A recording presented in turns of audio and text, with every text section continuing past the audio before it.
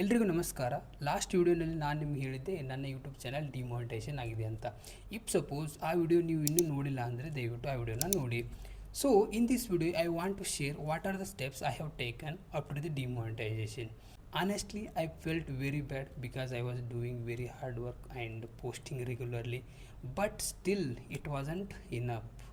ಅದಾದ ನಂತರ ನಂಗೆ ಒಂದು ಅರ್ಥ ಆಯಿತು, ಏನಂದರೆ effort is not equal to originality even if we do so much of hard work. ಅಂದರೆ ವಿಡಿಯೋಸ್ ಮತ್ತು ಬ್ಯಾಕ್ಗ್ರೌಂಡ್ ಮ್ಯೂಸಿಕ್ ನಿಮ್ಮದು ಅಲ್ಲ ಅಂದರೆ ನೀವು ಎಷ್ಟೇ ಹಾರ್ಡ್ ವರ್ಕ್ ಮಾಡಿದ್ರು ಅದು ವೇಸ್ಟೇ ಆಗುತ್ತೆ.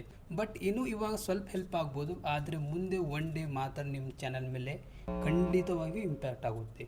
And YouTube doesn't just want videos, it want real creators. So ನಾವು ವಿಚಾರ ಮಾಡಿದಾಗ ನನಗೆ ಒಂದು ಅರ್ಥ ಆಯಿತು, ನನ್ನ ವಿಡಿಯೋಸ್ ಕೂಡ ಎಲ್ಲರ ಥರ ಸರ್ವೇ ಸಾಮಾನ್ಯವಾಗಿದ್ದು ಆ್ಯಂಡ್ ಏನು ಅದರಲ್ಲಿ ಸ್ಪೆಷಲ್ ಕೂಡ ಇರಲಿಲ್ಲ, ಮತ್ತು ಸೇಮ್ ಬ್ಯಾಕ್ಗ್ರೌಂಡ್ ಮ್ಯೂಸಿಕ್ನ ಯೂಸ್ ಮಾಡ್ತಾಯಿದ್ದೆ. That's when I decided things need to change. From that day I started focusing on my own voice and story telling, not using the same audio repeatedly. You can see here these are all my latest shorts, please go and watch it. ನನ್ನನ್ನು ನೀವು follow ಮಾಡ್ತಾ ಇದ್ದರೆ ನಿಮಗೆ ಕೂಡ ಗೊತ್ತೇ ಆಗಿರುತ್ತೆ ಯಾವ ಥರ ಇವಾಗ ಚೇಂಜ್ ಆಗಿದೆ ಅಂತ. ಆ್ಯಂಡ್ ಇಫ್ ಸಪೋಸ್ ನೀವು ಇನ್ನೂ ಸಬ್ಸ್ಕ್ರೈಬ್ ಮಾಡಿಲ್ಲ ಅಂದರೆ ಪ್ಲೀಸ್ ಸಬ್ಸ್ಕ್ರೈಬ್ ಮಾಡಿ. Even if I post less, I want every video to feel real and meaningful.